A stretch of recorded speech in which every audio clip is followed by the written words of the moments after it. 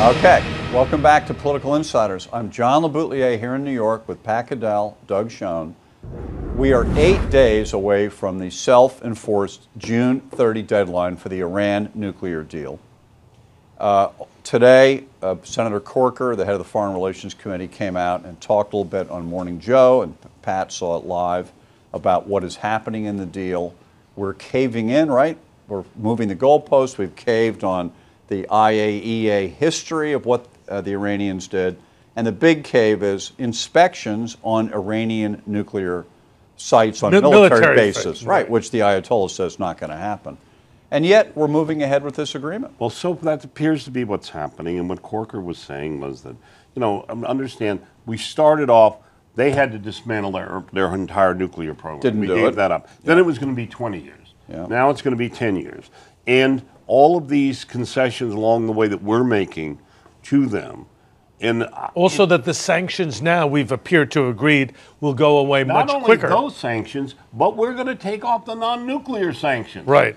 This is the biggest giveaway. I'm just going to flat out say, Wendy Sherman, who negotiated the disastrous nuclear deal with Korea, is back doing this one, and then she will retire to whatever her just reward. She and John Kerry are selling the United States, our allies. We're going to have a nuclear proliferation race.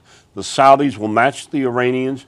We are condemning our children and grandchildren to the prospect of nuclear war because we have got the weakest and most incredibly feckless leaders negotiating. Assuming that is true, Doug, can the Congress stop this deal?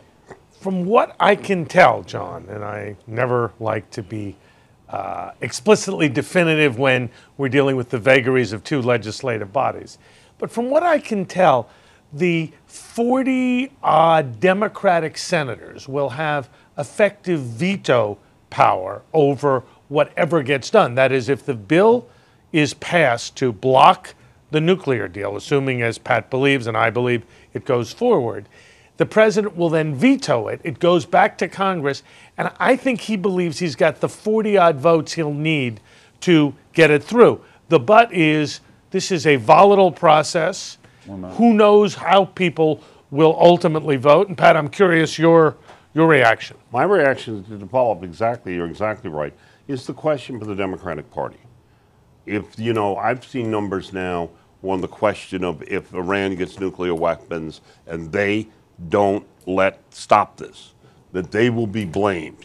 Even Democrats, huge number of Democrats believe they will be blamed for having allowed Iran to do it. Now, let me just say, Israel, the issue of Israel, the questions in the Democratic Party are, what I'm amazed by is how little debate of this is going on, particularly in some of the groups that we would have expected.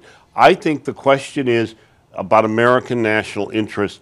The president will veto. The question is, will the people in the Democratic Party stand up for their country or stand up for him? And my last question, because we've run out of time, is that is a bill to approve the whole deal. Correct. But isn't there a separate thing that Congress has to vote to lift the sanctions that were put on years ago, including when Pat was in the White House, Iranian assets in the United States were frozen. They have accumulated to $50 billion. And by the way, we still have not paid the victims of many of the attacks and the barracks. And the hostages and all that. And by the way, we have 4 hostages sitting there going to prison. Right. We're not freeing them.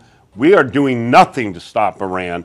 It is a mind-boggling. We're going to get onto this Sunday night with Harris Faulkner, 7:30 on the Fox News Channel. For Doug Schoen, Pat Caddell, I'm John LeBoutillier. Have a great week. Much more on Iran to come. It's the biggest story going.